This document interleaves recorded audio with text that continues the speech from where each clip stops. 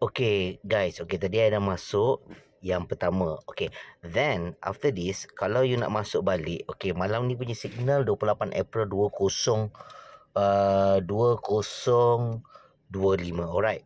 So apa yang I buat, okay kat sini, okay I dah baca, I buat prediction go for this one. Alright, go for this. Go ikut macam klik apa yang nak buat ni. You nampak tak buy limit dekat sini? Okay, ini teknik kalau you nak main benda ni dan selamat. Okay, buy limit you kat 3290.43. So, dekat mana you nak pergi letakkan you punya SL? Nampak? Okay, ini I share with you how. Okay, bila 3290, you SL wajib guys, SL wajib. You kena letak bawah sikit. Nampak?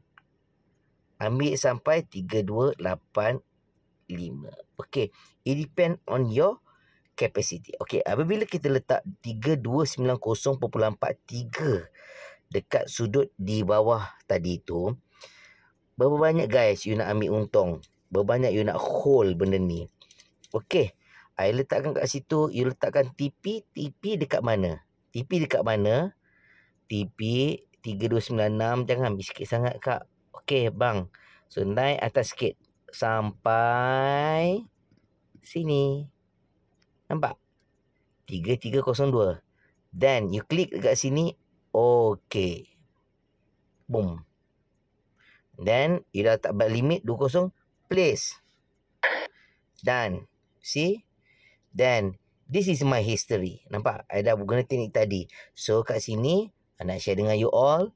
Sekarang kalau you nak entry, you masuk buy limit. Caya.